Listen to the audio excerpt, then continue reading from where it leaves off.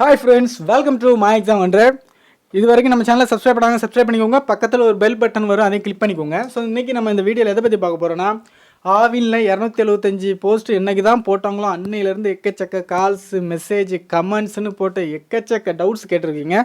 So நிறையா பேருக்கு பாதி பேருக்கு என்ன டவுட்னா எப்போ ரிசல்ட் வரணும்னு ஒரு டவுட்டு. மீதி பேருக்கு என்ன டவுட்னா ரொம்ப லேட் பண்ணுறதுனால எங்களுக்கு சந்தேகமாக இருக்குது. இது ஒரு சந்தேகத்துக்கு இடமான ஒரு இதாக இருக்குது. எல்லோரும் காசு வாங்கிட்டு செலெக்ஷன் பண்ணிவிட்டு சும்மா கண் துடைப்புக்காக இந்த மாதிரி பண்ணுவாங்க ப்ரோ, அந்த மாதிரி நிறைய கமெண்ட்ஸ் இருக்குது. ஸோ நான் அதுக்கான ஒரு சொல்யூஷன் மாதிரி இந்த வீடியோ போட்டிருக்கேன். ஸோ இந்த வீடியோ சம்மந்தப்பட்ட அதிகாரிக்கு அவங்க பார்க்கணும்.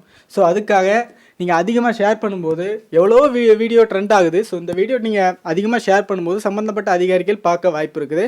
ஸோ உங்களால் எவ்வளோ முடியுமோ அந்த அளவுக்கு ஃபேஸ்புக்கு, வாட்ஸ்அப்பு எவ்வளோ முடியுமோ ஷேர் பண்ணுங்கள். ஓகே, இந்த வீடியோவில் இப்போது நிறைய பேர் ஹெல்ப்லைனில் கால் பண்ணி கேட்டிருப்பீங்க. என்ன சொல்லியிருப்பாங்கன்னா, மெரிட் லிஸ்ட்டு விடுவோம், இப்போ விடுவோம், அப்போ விடுவோம், மெரிட் லிஸ்ட் விடுவோம் அப்படிங்கிற மாதிரி தான் மேக்ஸிமம் நிறைய பேர்கிட்ட சொல்லிட்டு இருக்கிறாங்க ஹெல்ப்லைனில். ஸோ அப்படியே அந்த மெரிட் லிஸ்ட்டு விட்டால் எந்த மாதிரி விட்டால் சாமானிய மக்களும் ஈஸியாக புரிஞ்சுக்கலாம். அது மட்டும் இல்லாமல் இது நேர்மையாக நடந்திருக்கு, செலெக்ஷன் ப்ராசஸ் பெர்ஃபெக்டாக இருக்குது அப்படின்னு சாமானிய மக்களும், ஒரு பெரிய அறிவு தேவையில்ல, சாதாரண ஆட்களும் புரிஞ்சுக்கலாம். அந்த அளவுக்கு ஒரு மெரிட் லிஸ்ட் இப்படி இருக்கலாம் அப்படின்னு நான் இந்த வீடியோவில் சொல்லியிருக்கேன். ஸோ இப்படி தான் இருக்கணும்னு இல்லை, இந்த டீட்டெயில் வச்சு உங்கள் இஷ்டத்துக்கு எப்படினாலும் மாற்றலாம். பட் நான் சொல்கிற இந்த டீட்டெயில் கரெக்டாக இருந்தால் யாருனாலும் எப்படினாலும் நம்பலாம். ஸோ இந்த ஆவி நோட்டிஃபிகேஷன் எடுத்து பார்த்தீங்கன்னா உங்களுக்கே தெரியும், ஒவ்வொரு ஃபெடரேஷனுக்கும் இத்தனை வேகன்சி அப்படின்னு கொடுத்துருக்காங்க. கீழே பார்த்தீங்கன்னா அந்த ஃபெடரேஷனில் யார் யாருக்குன்னா எந்தெந்த கம்யூனிட்டிக்கு எத்தனை வேகன்சி பிரிச்சும் கொடுத்துருக்காங்க. ஸோ இப்போ நான் ஒரே ஒரு இதை மட்டும் வச்சு சொல்கிறேன். அதே மாதிரி தான் இப்போ நான் சென்னை மட்டும் வச்சு சொல்கிறேன். இப்போ திருவண்ணாமலை, ஈரோடு, மற்ற எந்த இடத்துக்கும் இதே மாதிரி இருந்தால் ரொம்ப நல்லாயிருக்கும். யாருக்கும் எந்த சந்தேகம் இல்லாமல் திருப்தியாக அவங்க வேலையை வாங்கிட்டு போயிடலாம். ஸோ இந்த மாதிரி இல்லாமல் வெறும் இப்போ மெரிட் லிஸ்ட்டு சும்மா ஒரு நேமு, அவங்களோட ஏதோ ஒரு நம்பரு, ரிஜிஸ்ட்ரேஷன் நம்பரு, இதை மட்டும் போட்டுட்டு இவங்க செலக்டட் அப்படின்னு வந்தால் எல்லாருக்கும் டவுட் வரதான் செய்யும். ஓகே, ஸோ இதுக்காக சொல்லலை, ஒரு விழிப்புணர்வுக்காக நான் சொல்லிகிட்டு இருக்கிறேன். ஸோ இப்போ உதாரணத்துக்கு இப்போ சென்னை எடுத்திங்கன்னா 152 வேகன்சி இருக்குது. இந்த 152 வேகன்சியில் எப்படின்னா பிரித்து கொடுத்துருவாங்க. ஜென்ரல் 10 47 வேகன்சி, எஸ்சி அருந்ததியருக்கு 5 வேகன்சி, எஸ்சிக்கு 23, எஸ்டிக்கு 2, பிசி இல்லை எம்பிசி டிஎன்சிக்கு ஒரு 30 போஸ்ட்டு, பிசி அதர் தேன் முஸ்லீமுக்கு ஒரு 40 போஸ்ட்டு, பிசி முஸ்லீமுக்கு ஒரு 5 போஸ்ட்டு. ஸோ இப்படி இந்த 152 வேகன்சி இப்படி பிரித்து கொடுத்துருக்காங்க. ஸோ இந்த மெரிட் லிஸ்ட் எந்த மாதிரி இருக்கணும் அப்படின்னா, இப்போது சென்னை அப்படின்னு ஒரு டாபிக் போட்டுக்கிட்டு அதில் சென்னையில் 152 போஸ்ட் இருக்குது.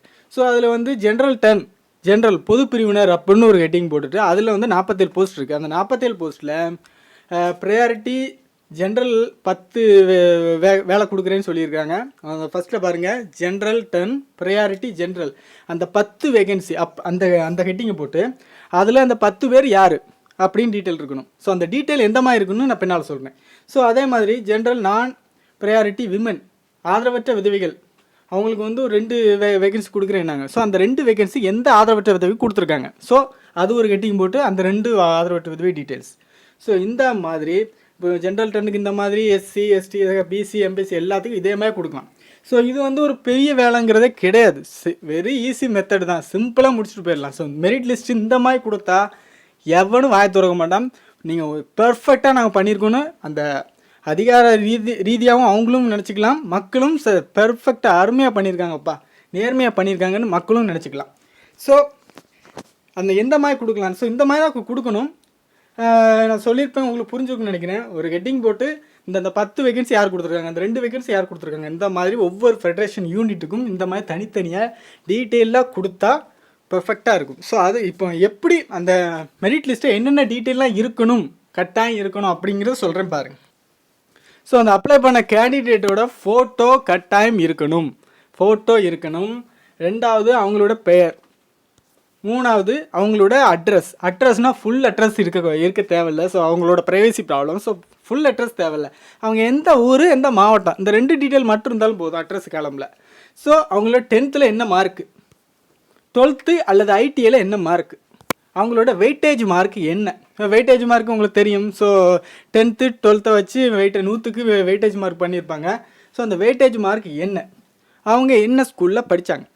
ஸோ இந்த டீட்டெயில் மட்டும் இருந்தாலே போதும்.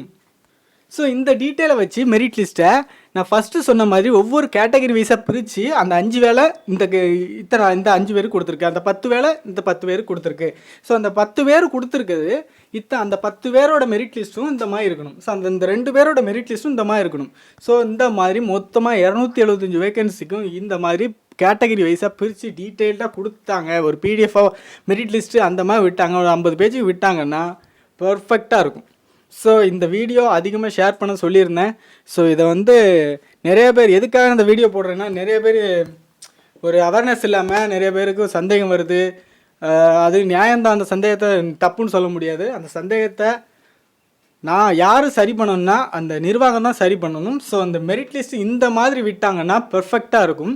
ஸோ அதனால் எல்லாருக்கும் ஷேர் பண்ணுங்கள். இந்த வீடியோ பிடிச்சினா லைக் பண்ணுங்கள், ஷேர் பண்ணுங்கள், சப்ஸ்கிரைப் பண்ணுங்கள். தேங்க்யூ.